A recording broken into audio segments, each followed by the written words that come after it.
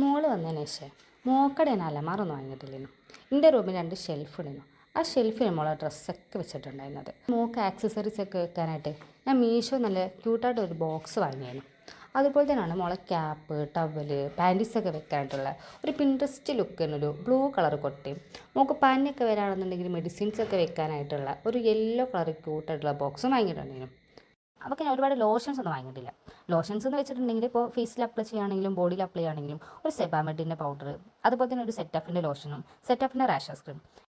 അതുപോലെ ഇപ്പോൾ ഈ ഷെൽഫിലൊക്കെയാണെന്ന് വെച്ചിട്ടുണ്ടെങ്കിൽ ഇപ്പം രാത്രിയൊക്കെ ഇടാൻ പറ്റിയുള്ള കുറച്ച് നൈറ്റ് വെയേഴ്സ്, അതുപോലെ രണ്ടാമത്തെ ഷെൽഫിലാണെന്നുണ്ടെങ്കിൽ ഇപ്പോൾ അവൾക്ക് സാധാരണ വീട്ടിൽ നിന്നൊക്കെ ഇടാൻ പറ്റിയുള്ള കുറച്ച് ട്രൗസർ, അതുപോലത്തെ കുറച്ച് കുപ്പായങ്ങളൊക്കെ. മൂന്നാമത്തെ ഷെൽഫിലാണെങ്കിൽ അവൾക്ക് സാധാരണ നമ്മൾ പുറത്തേക്കൊക്കെ പോകുമല്ലോ, അപ്പോൾ ഇടാൻ പറ്റുള്ള കുറച്ച് ഡ്രസ്സുകൾ, അത് ഞാൻ കുറച്ച് കവറിലൊക്കെ ആക്കി സെറ്റാക്കി വെച്ചതാട്ടോ. നാലാമത്തെ ഷെൽഫിലാണെങ്കിൽ കുറച്ച് ഇടാൻ പറ്റുള്ള ചെരുപ്പ്, ഷൂ, സോക്സും കാര്യങ്ങളൊക്കെയാണ് ഉള്ളത്. അതുപോലെ തന്നെ അവിടെ ട്രൗസറും കാര്യങ്ങളൊക്കെ ഞാൻ വാങ്ങിക്കുള്ളൂ. നമ്മൾ കാലിക്കറ്റുള്ള ടൗണുള്ള ഷോപ്പ് നെബൂടെക്സ് എന്ന് പറയും. അവിടെ 30 രൂപയ്ക്കാണ് ട്രൗസേഴ്സും കാര്യങ്ങളൊക്കെ കിട്ടല്. നല്ല ക്വാളിറ്റി, നമുക്ക് കണ്ടാൽ തന്നെ മനസ്സിലാവും. ഇനിയിപ്പോൾ അവളുടെ പാർട്ടി വെയർ ഡ്രസ്സാണെങ്കിൽ ആ ട്രാവലർ ബാഗിൽ തന്നെ വെക്കില്ല, ആ ഷെൽഫിൽ തൊട്ടടുത്തുള്ള. അപ്പോൾ ഇതാണ് ഫത്തുവിൻ്റെ ആറ.